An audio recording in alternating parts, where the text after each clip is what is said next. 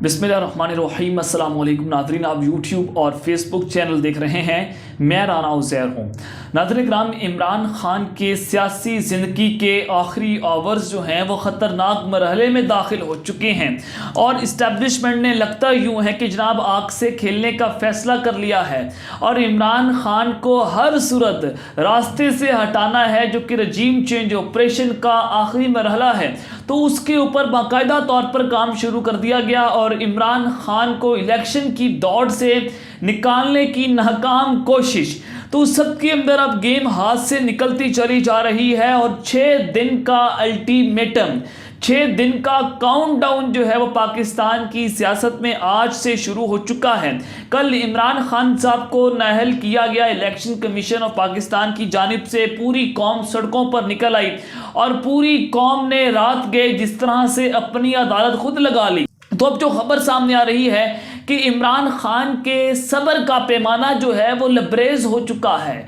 और इमरान खान ने कश्तियां जलाने का फैसला कर लिया है। यह आखिरी जंग हो चुकी है और यह आखिरी जंग और फैसला उसका सड़कों के ऊपर होगा।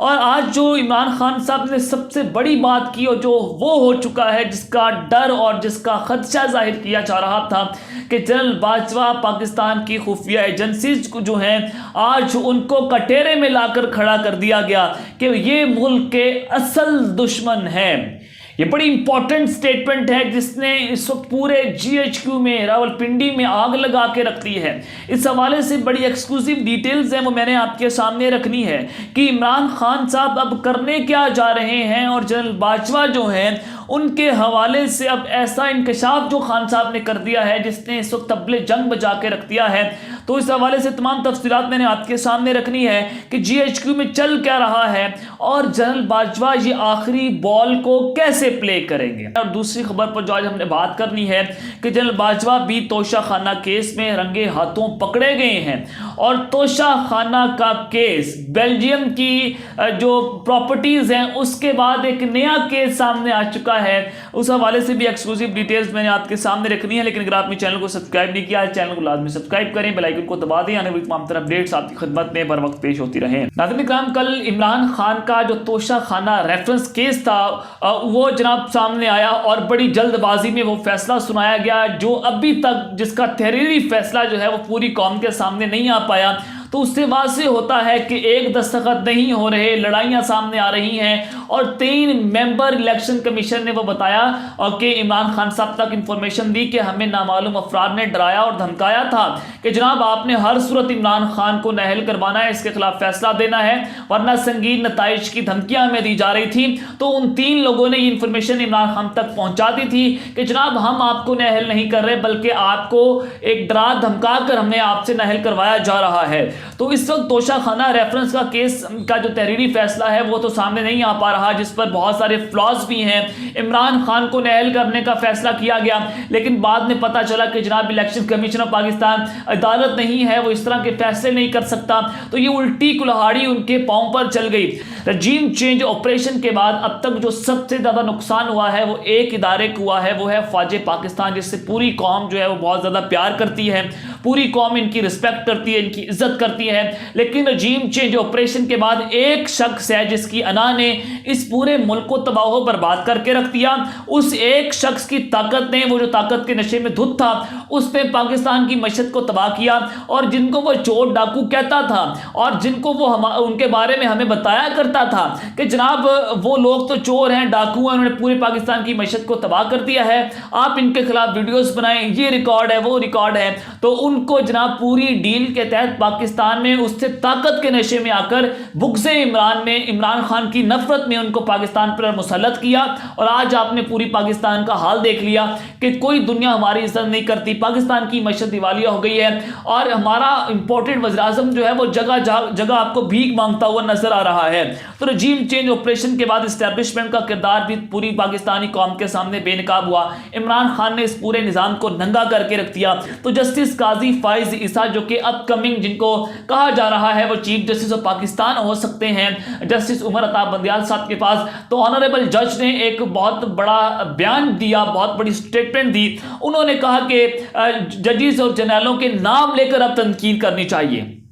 ये फ्रीडम ऑफ स्पीच है कि आप जजेस का नाम भी लें, आप जर्नैलों का नाम भी लें, ये कोई मुकद्दस काय नहीं है या ये कोई खुदा नहीं है नाउज़ुबिल्लाह के जिनका नाम नहीं आप नहीं ले सकते, या अगर जिनका आप नाम लेंगे तो उनको उठा लिया जाएगा, उन पर कस्टोडियल टॉर्चर होगा, उनको हमारी एजेंसीज जो है वो नंगा करके बरहना करके उनको मारेंगी। क्योंकि इससे पहले आपने आजम सवाती का हाल देखा कि उनके पोते और पोतियों के सामने उनको मारा गया और फिर FIA को जो है वो उनके अंडर दिया गया और FIA ने आगे एजेंसीज के जरिए आजम सवाती जो है उनके कपड़े उतारे, उन पर तशद्दुद किया गया। शहबाज गिल का हाल भी यही हुआ और फिर आपने देखा जमील फारूकी के साथ भी सेक्सुअल अब्यूज तक बातें पहुंची और इमरान खान रियाज के साथ जो जेल में जो कुछ हुआ वो पूरी कौम के सामने है कि कौन वो नामालूम अफराद थे जिनका नाम आजम सवाती ने लिया था, जनरल बाजवा का नाम लिया और फिर यही बातें जो है वो जमील फारूकी, इमरान खान रियाज एक शख्स के ऊपर तनकीद करते थे, उस एक शख्स ने वहां पर आवाजें बंद करने के लिए सबको नंगा करके मरवाया ताकि उनकी आवाजों को बंद किया जा सके।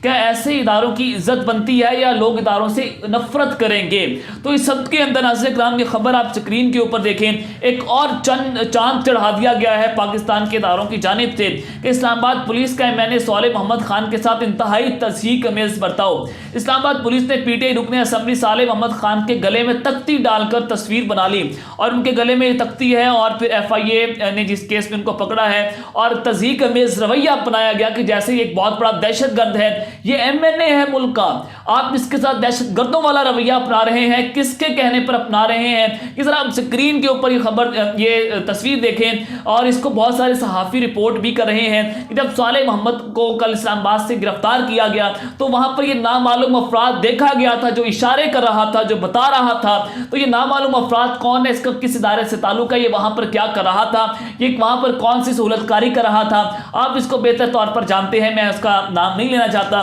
तो ये किनके पेरोल पर वहां पर काम कर रहा था। तो ये जाहिर है फिर नामालूम लोगों ने ही ये सारा सलूक, तज़हीक अमेज़ रवैया जो है वो इस्लामाबाद पुलिस से करवाया। एक और खबर आप देख लें, आज शहबाज शरीफ ने भी प्रेस कॉन्फ्रेंस की, उन्होंने कहा कि आम इंतखाबात अभी 11 माह दूर हैं, हमारा कोई इरादा नहीं है, बिल्कुल इनका कोई इरादा नहीं आम इंतखाबात का। उन्होंने कहा कि मईशत को बेहतर करके उसको किए बगैर इलेक्शन में जाएंगे और तब तक हम इलेक्शन नहीं करवाते जब तक मईशत जो है वो दुरुस्त नहीं होती, क्योंकि इनको पता है कि अगर हम अभी इलेक्शन में चले गए, इमरान खान साहब की वेव है, उसकी पॉपुलैरिटी है, तो जनाब वो हमें कुचुबड़ हमारा बना के रख देगा, वो हमारा तेल निकाल के रख देगा, हम उसका मुकाबला नहीं कर सकते। कानून अपना रास्ता बनाएगा, इस्लामाबाद में किसी सर्टिफाइड चोर को दाखिल नहीं होने देंगे, जमहूरियत को कोई खतरा नहीं है। तो ये आपने इस पर गौर करना है कि जमहूरियत को कोई खतरा नहीं है, यानी कि बातें तो हो रही हैं कि जनाब कहीं ना कहीं मार्शला जो है वो लग सकता है, क्योंकि मेरे ज़राए हमें ये बताते हैं कि अब तो मार्शला की ख्वाहिश जो है वो ज़ुबान पर आ चुकी है। तो इस सब के बाद अब नाज़रीन इमरान खान ने जो तबले जंग बजा के रख दिया है,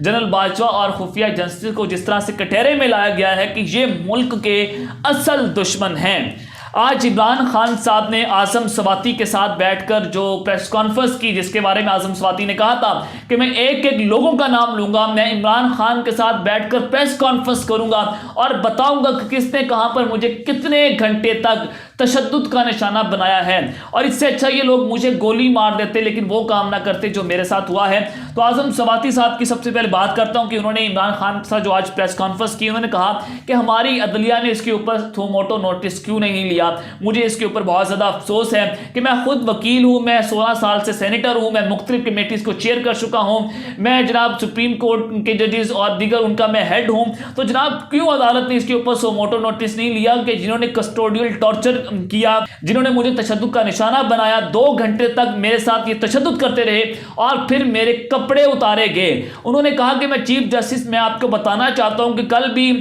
ये किसी जज के कपड़े भी उतार सकते हैं, ये किसी जनाब वकील के कपड़े भी उतार सकते हैं। तो आज अगर सेनेटर को छोड़ दिया गया, अगर आपने आज हमारा तहफ़्फ़ुज़ ना किया, तो जनाब आपको चीफ जस्टिस की सीट पर रहने का भी कोई हक नहीं है। ये उन्होंने ऑनरेबल चीफ जस्टिस साहब से उनसे दरख्वास्त की और उनको कहा कि आप हमें इंसाफ दें कि वो कौन था जिन्होंने ये तशद्दुद किया, जिन्होंने कस्टोडियल टॉर्चर किया। और 25 मई को भी रेंजर्स ने हमारे काफिले के ऊपर शेलिंग की है। और फिर इमरान खान साहब ने जो प्रेस कॉन्फ्रेंस की वो भी बड़ी इंपॉर्टेंट है। उन्होंने कहा कि सबसे खौफनाक बात यह है कि FIA ने किन के हवाले किया था, वो कौन थे कि जिनको FIA ने आदमशुमारी को उनके हवाले किया और उनको चीफ जस्टिस जो हैं उनको कटोरे में लाकर खड़ा करें। और सवाल ये है कि क्या यहाँ ऐसे लोग हैं जो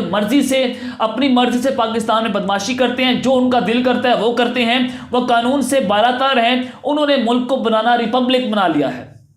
इमरान खान ने कहा कि एक आर्मी चीफ के ऊपर तनकीद करने के ऊपर, सिर्फ एक ट्वीट के ऊपर आप उसको एक इस तरह का जबरी तशद्दुद कर देते हैं, तो वो कौन लोग हैं? तो खान साहब ने कहा कि इनको कटहरे में लाकर खड़ा करना चाहिए कि क्या ऐसे कौम इदारों की इज्जत करेगी या इससे नफरत बढ़ेगी। ये बड़ा अहम सवाल खान साहब ने अपनी प्रेस कॉन्फ्रेंस में पूछा कि ऐसे नामालूम अफराद जो हैं वो सबको बड़े लोगों का वो नाम लेते हैं और सब बड़े लोगों का नाम लेने से डरते हैं, तो ये नामालूम अफराद हैं जो उनको तशद्दुद का निशाना बनाते हैं। तो कौन लोग हैं ये मुल्क के असल दुश्मन हैं। तो इमरान खान ने कहा कि मुझे पूरा यकीन है कि इन्होंने इलेक्शन नहीं करवाना, मैं जुमेरात या जुमे को लॉन्ग मार्च की तारीख का ऐलान करने जा रहा हूं। ये तबले जंग खान साहब ने बजा दिया है। इस वक्त पूरी तरह से PDM जो है वहाँ सफ़े मातम बिछा हुआ है कि इमरान खान जो है वो अब जनाब लॉन्ग मार्च लेकर आ रहा है। उसने जुमेरात के जुमे को तारीख का ऐलान कर देना है। और मैंने अपनी पिछली वीडियो में आपको बताया था कि इमरान खान साहब जो है वो लॉन्ग मार्च कैसे लेकर आएंगे कि जनाब वो इस्लामाबाद के अंदर दाखिल नहीं होंगे, बल्कि वो इस्लामाबाद को चारों तरफ से घेर लेंगे उनकी, क्योंकि वहाँ पर हुकूमत है। आज़ाद कश्मीर से आएंगे, KPK से और पंजाब से, ये पूरे इस्लामाबाद को घेरा जाएगा। मेरे ज़राए में बता रहे हैं कि 30 या 31 अक्टूबर को इमरान खान का ये लॉन्ग मार्च इस्लामाबाद की जानिब बढ़ जाएगा। तो इस सब के अंदर नाज़रीन ये तो थी लॉन्ग मार्च तक की कहानी, लेकिन अब जो जनरल बाजवा के तोशाखाना की मैंने बात की कि एक बहुत बड़ा स्कैंडल सामने आ सकता है और ये बहुत बड़ा सवाल है जो मैं बसंत एहतराम DGI SPR से पूछना चाहूँगा कि शहबाज शरीफ ने कहा कि तोशाखाना का रिकॉर्ड अच्छा नहीं है। वज़ीर-ए-आज़म यूसुफ रज़ा गिलानी हो, शहबाज शरीफ हो, नवाज शरीफ हो, आसिफ जरदारी हो, और इन लोगों के ऊपर तो तोशाखाना से गाड़ियां निकलवाने का इल्जाम है जो कि कानून के मुताबिक आप नहीं निकलवा सकते। और इमरान खान ने आकर कानून को तब्दील किया और 50% पर उन्होंने कहा कि आप तहाइफ जो है वो तोशाखाना से ले सकते हैं। तो इमरान खान पर ही तोशाखाना का केस बनाकर एक जनाब पूरी तरह से साजिश की गई और जबरदस्ती से इमरान खान को इलेक्शन कमीशन से नाअहल करवाया गया। लेकिन सवाल ये पैदा होता है कि यही जो आइन है उसका इतलाक जो है वो हमारे आर्मी चीफ, मिलिट्री के जो डेलीगेट्स हैं, DGI SPR हैं, वो दीगर एयर मार्शल चीफ हैं, नेवी के हेड हैं, ये भी जनाब जब सरकारी दौरों पर जाते हैं, मुतअद्दिद इन्होंने दौरे किए, आर्मी चीफ जनरल बाजवा ने भी किए। लेकिन इस पर सवाल पैदा हुआ कि DGI SPR ने आज तक उन तहाइफ की डिटेल्स जो है वो पूरी कौम के सामने क्यों नहीं रखी कि जब वो मिलिट्री डेलीगेशन या आर्मी चीफ मुतअद्दिद दौरों पर जाते हैं, उनको तहाइफ मिलते हैं, तो क्या उन्होंने तहाइफ तोशाखाना में जमा करवाए? अगर तोशाखाना में जमा करवाए, क्या उन्होंने आइन के मुताबिक 50% देकर वो तहाइफ खरीदे हैं? अगर खरीदे हैं तो उनके गोशवारे या उनके जो टैक्सेस हैं वो कहां पर हैं, वो भी पूरी कौम के सामने आने चाहिए, जो कि हमारा आईनी हक है जो हम उनसे पूछ सकते हैं। लेकिन आज तक ना सेनेट में ना पार्लियामेंट में ये सवाल उठाया गया, क्योंकि DGI SPR से आज तक ये सवाल किसी ने नहीं पूछा। तो ये सवाल है जो कि मैं बसंत एहतराम DGI SPR से पूछना चाहता हूं। तो अब तक के लिए इतना ही, अपना ख्याल रखिएगा। इस चैनल में लाजमी ख्याल रखना। अल्लाह निगहबान, पाकिस्तान जिंदाबाद।